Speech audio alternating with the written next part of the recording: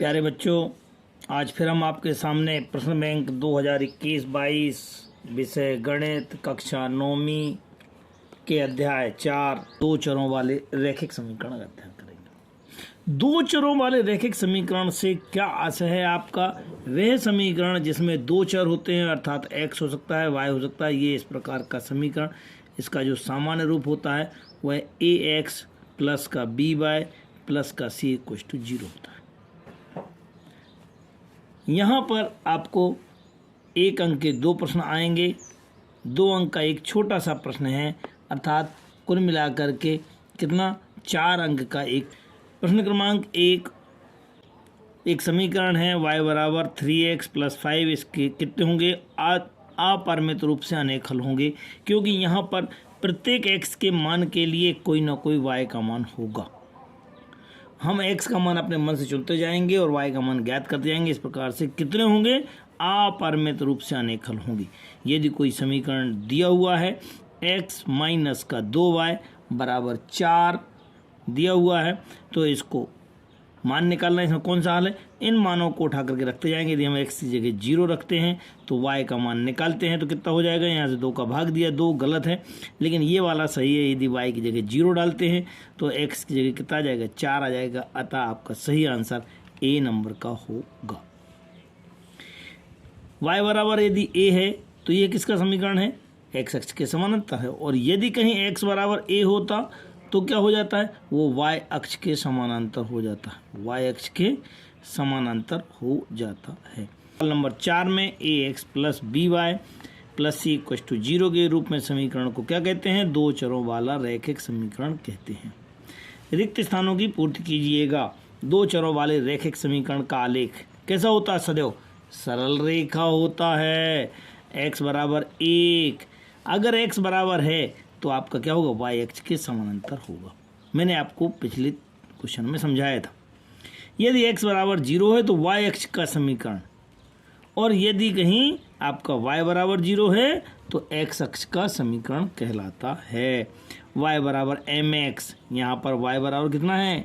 mx plus c नहीं है। अगर y बराबर mx प्लस का c होता है तो रेखा का समीकरण कुछ इस प्रकार से होता है कि काटा गया अंतःखंड होता है और ये यहाँ से होकर जाता है, परंतु यहाँ पे c 0 है, केवल y बराबर mx से आता है। ये कहाँ से जाता है? यह इस प्रकार का समीकरण मूल बिंदु से होकर के जाता है। बिल्कुल सही है। प्रश्न क्रमांक 3 दो चरों वाले रैखिक समीकरण के आलेख पर स्थित कोई बिंदु रैखिक समीकरण का हल होता है। सही है, परंतु यहाँ पे क्या लिखा है? नहीं होता है, इसलिए ये आंसर क्या हो जाएगा? गलत हो जाएगा। रैखिक समीकरण का प्रत्येक हल उसके आलेख पर स्थित प्रत्येक बिंदु का हल होता है। हाँ सही है। यदि हमने रैखिक हल बनाया है और उसमें प्रत्येक जितने भी उस रेखा में बिंदु होंगे वो सारे के सारे उसके समीकरण के हल होते हैं। बिल्कुल सही है। प्रश्न क्रमांक 5 के किस मान के लिए x बराबर 2 y बराबर 1 समीकरण का एक हल है? चूँकि समीकरण जो दिया हुआ वो है 2x प्लस का 3y बराबर k है, लेकिन x की जगह कितना लिखना है? 2 लिखना है, तो यहाँ पे x की जगह 2 लिखेंगे। 3 y की जगह कितना लिखना है? 1 लिखना है, बराबर में k, और k का मान ज्ञात करना है। 2 दूनी 4, 3 एकम 3 बराबर k, 4 और 3 7 बराबर k, अर्थात k बराबर कितना होगा? 7 होगा। प्रश्न क्रमांक 6 यदि बिंदु 3 4 समीकरण 3y बराबर ax धन 7 के आलेख पर स्थित है तो a का मान ज्ञात कीजिए। यदि ये दिया गया बिंदु इस समीकरण के द्वारा निरूपित आलेख पर स्थित है तो यह बिंदु इसको संतुष्ट करेगा, अर्थात x बराबर 3 और y बराबर 4 जो लिखा हुआ है इस समीकरण में रखेंगे। सो 3y बराबर ax धन का 7, 3 और y का मान कितना है? 4 धन बराबर a और x का मान कितना है? 3 धन का 7, ये 4 तिया 12, ये 7 उधर से आ जाएगा, बराबर में 3a, इसमें से इसको घटाया, 12 में से 7 गए, 5 बराबर में 3a, a बराबर 3 नीचे जाएगा, 5/3। इस प्रकार से हम a का मान आसानी से ज्ञात कर। प्रश्न क्रमांक 7 में लिखा हुआ है कि बिंदु 2 4 से होकर जाने वाली किसी एक रेखा का समीकरण लिखिए। आप इससे बहुत सारे समीकरण बना सकते हैं, क्योंकि एक बिंदु रहता है, इस बिंदु से बहुत सारी रेखाएं जा सकती हैं। अब हम अपने मन से कोई एक समीकरण निकालने का प्रयास करते हैं, तो कैसे निकालते हैं? हमने लिखा है 5x ऋण का y बराबर ऋण का 4। कैसे लिखा है? क्योंकि हमने इसमें x का मान 2 डाला, 5 दूनी 10 और माइनस का 14 बराबर माइनस का 4, अर्थात ये दिया गया बिंदु है वो इसको संतुष्ट करना चाहिए। अगर हमने इसको एक क्वेश्चन में 0 लिखा है तो ये 7 दूनी 14 माइनस का 14 बराबर 0। ये 3 समीकरण मैंने लिखे, इनमें से कोई सा भी एक समीकरण आप लिख सकते हो, या आप अन्य प्रकार का भी कोई समीकरण आप इसमें बनाया जा सकता है। प्रश्न क्रमांक 8 में f बराबर 9/5 C धन 32 फ़ारेनहाइट को सेल्सियस में रूपांतरित करने वाला एक रैखिक समीकरण दिया। तो C बराबर 30 पर फ़ारेनहाइट निकालना है, तो इसका हल करेंगे। तो हल में हमारे पास f = जो दिया है 9/5 C प्लस का 32 है। यहाँ पर C बराबर कितना लिखना है? 30 डिग्री लिखना है। तो f बराबर 9/5 इंटू में 30, C की जगह 30 लिख देंगे, ठीक है ना, प्लस का 32, ये 5 से काटा, 5 6 का 30 के, ये 9 9 गुणे 6 धन का 32। थोड़ा सा आप हल करते जाएंगे, 9 छंग 54, 54 और 32 दोनों को जोड़ दिया, कितना हो जाएगा? 4 और 2 6 और 5 और 3 8, अर्थात f बराबर कितना हो जाएगा? फ़ारेनहाइट बराबर 86 डिग्री फ़ारेनहाइट होगा, फ़ारेनहाइट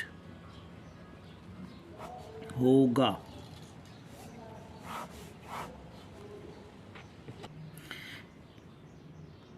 प्रश्न क्रमांक 9 समीकरण 2x धन का 1 बराबर x ऋण का 3 समीकरण को हल कीजिए। ऐसी स्थिति में x वाले पदों को एक तरफ ले जाएंगे, अर्थात 2x ऋण का x बराबर ऋण का 3, ये नंबर वहाँ जाएगा, नंबर एक तरफ, x वाले अर्थात चर वाली राशियाँ एक तरफ, अचर वाली राशियाँ एक तरफ करने के बाद इन दोनों को हल करेंगे। 2x में से 1x जाएगा, कितना बचेगा? 1x बचेगा, और ये दोनों के चिन्ह समान है, अतः ये दोनों जुड़ जाएंगे, तो ऋण का 4, और इस प्रकार हम कह पाएंगे कि x का मान कितना होगा? ऋण का 4 होगा। प्रश्न क्रमांक 10 एक नोटबुक की कीमत एक कलम की कीमत से 2 गुनी है, तो इसे रैखिक समीकरण के रूप में लिखिए। एक कलम की कीमत मानी x है और नोटबुक की कीमत y है। प्रश्न क्या कहता है? नोटबुक की कीमत कलम से 2 गुनी, नोटबुक की कीमत कलम से 2 गुनी है, तो नोटबुक कितनी मानी मैंने? y, और कलम की कीमत कितनी मानी है? x, तो x की 2 गुनी है, अर्थात y बराबर कितना हो जाएगा? 2x होगा। प्रश्न क्रमांक 11 निम्नलिखित रैखिक समीकरणों को ax plus by plus c के रूप में व्यक्त करना है और a b c का मान ज्ञात करना है। आपके पास जो समीकरण है वो 2x प्लस का 3y बराबर 9.35 है, चूँकि यहाँ पर समीकरण में आपके पास 0 था, अर्थात सारी संख्याओं को आपको एक तरफ लाना, बराबर में 0 लाना, तो हम इधर LHS में लाएंगे। = में 0 जब हम इधर लाएंगे तो माइनस का हो जाएगा। अब आप सामान्य समीकरण से तुलना करेंगे तो a बराबर 2, b बराबर 3, c बराबर माइनस का 9.35। इसी प्रकार सवाल नंबर 2 माइनस का 2x धन का 3y बराबर 6, इसको भी इधर लाएंगे तो माइनस का हो जाएगा, परंतु पहला अंक माइनस में नहीं होता है, अतः चिन्ह बदलने पर चिन्ह बदलेंगे सभी के, तो ये आपको माइनस से प्लस, प्लस से माइनस, माइनस से प्लस। अब आप तुलना करेंगे तो a बराबर 2, b बराबर माइनस का 3 और c बराबर 6। अगले प्रश्न में जाते हैं तो x बराबर 3y है, यहाँ पे कांस्टेंट नंबर नहीं है, इसको उठा करके इधर लाएंगे तो माइनस का हो जाएगा, कांस्टेंट नंबर नहीं तो उसकी जगह पे आप 0 लिखेंगे। फिर आप तुलना करेंगे, तुलना करने पे a बराबर यहाँ पे कुछ नहीं है तो कितना है? 1 है, a बराबर 1, b बराबर माइनस का 3 और c बराबर कितना? 0 हो जाएगा। लास्ट क्वेश्चन 3x प्लस का 2y बराबर 0, 3x प्लस 2 = 0। यहाँ पे y वाली टर्म्स नहीं है तो y वाले के साथ में हम 0 मल्टीपल करके एक समीकरण बना लेते हैं और तुलना करते हैं, तो a बराबर 3, b बराबर 0 और c बराबर 2। इस प्रकार से हम इसके मान प्राप्त कर लेते हैं। अभी भी हमारा चैनल जिन्होंने सब्सक्राइब नहीं किया है वह ज़रूर सब्सक्राइब कर लेवें। ज़्यादा से ज़्यादा 9th के छात्रों को आप इसको शेयर करने का प्रयास करें। सहयोग के लिए धन्यवाद।